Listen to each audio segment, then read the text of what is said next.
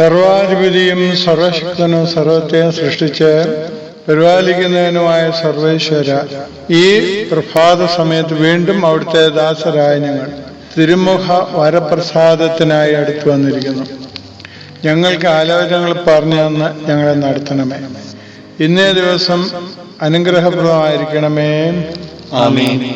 ദൈവത്താൽ അനുഗ്രഹിക്കപ്പെട്ട സമൂഹമേ. സങ്കീർത്തനം 38:4. എൻ്റെ അകൃത്യങ്ങൾ എൻ്റെ തലയ്ക്ക് മീതെ കവിഞ്ഞിരിക്കുന്നു, ഭാരമുള്ള ചുമട് പോലെ അതെനിക്ക് അതികഠിനമായിരിക്കുന്നു എന്ന് പറഞ്ഞിട്ട് സങ്കീർത്തനക്കാരൻ രോഗലക്ഷണങ്ങൾ വിവരിക്കുന്നു.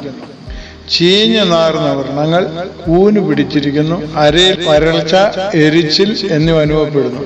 ക്ഷീണം, തകർച്ച, ഞെരുക്കം, അലർച്ച, നെഞ്ചെടുപ്പ്, വശക്കേട് തുടങ്ങി കണ്ണിന്റെ വെളിച്ചം ഇല്ലാതെയായി എന്നിങ്ങനെ പോകുന്നു ആ പട്ടിക. ശാരീരികമായ ക്ലേശങ്ങൾ പറയുന്നുവെങ്കിലും ഭോഷത്വം കൊണ്ടും ബുദ്ധികേട് കൊണ്ടും ആലോചനയില്ലായ്മ കൊണ്ടും വിവരമില്ലാത്തവരുടെ ആലോചനയിൽ അകപ്പെട്ടു വാക്കിനെയും ശരീരത്തിനെയും മനസ്സിനെയും നിയന്ത്രിക്കാതെയും വഴിപിശകി പറഞ്ഞുപോയ വാക്കുകളും പ്രവൃത്തികളും ഭോഷത്തരവും ബുദ്ധികേടുമാണെന്ന് സങ്കീർത്തനക്കാരൻ സമ്മതിക്കുന്നു.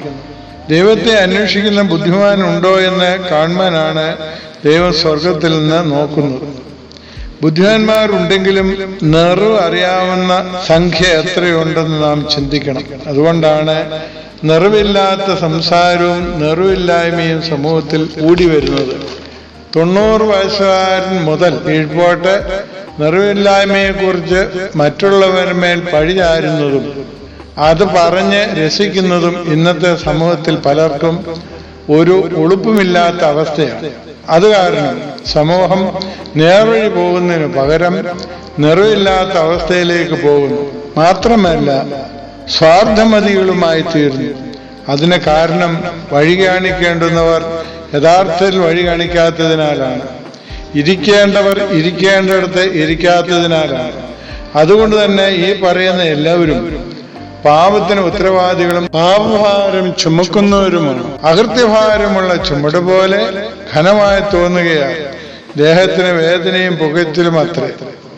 13-ാം വാക്യത്തിൽ സങ്കീർത്തനക്കാരൻ പറയുന്നു, എങ്കിലും ഞാൻ ചെകിടനെ പോലെ കേൾക്കാതെയിരുന്നു, വായ തുറക്കാതെ ഊമനെ പോലെ ഇരുന്നു. ഞാൻ കേൾക്കാത്ത മനുഷ്യനെ പോലെയും വായിൽ പ്രതിവാദമില്ലാത്തവനെ പോലെയും ആയിരുന്നു എന്ന് സങ്കീർത്തനക്കാരൻ സമ്മതിക്കുന്നു.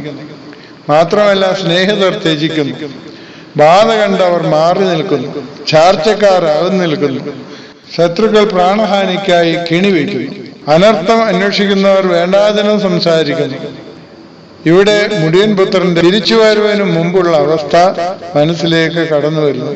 പ്രയാസങ്ങളും മനോഭാരങ്ങളും ഉച്ചസ്ഥായിൽ എത്തിയിരിക്കുമ്പോഴാണ് സങ്കീർത്തനക്കാരൻ പാടുന്നത്, യഹോവേ ഞാൻ നിങ്കൽ പ്രത്യാശ വെച്ചിരിക്കുന്നു. നമുക്കും ദൈവസന്നിധിയിലേക്ക് അടുത്തു വരാം, നമ്മുടെ പാപഭാരങ്ങളെ അവന്റെ മുമ്പിൽ ഇറക്കി വയ്ക്കാം.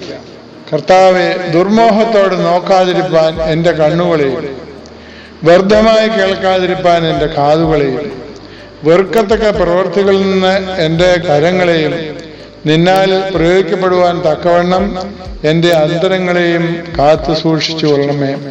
ഈ പ്രഭാതം നമുക്ക് അനുഗ്രഹമായി തീരട്ടെ. പുത്രപുത്ര പരിശുദ്ധാത്മാവായ ദൈവത്തിന്റെ കൃപ അനുഗ്രഹങ്ങളും നാം എല്ലാവരുടെ മേലും സദാ വർദ്ധിച്ചിരിക്കുമാറാകട്ടെ.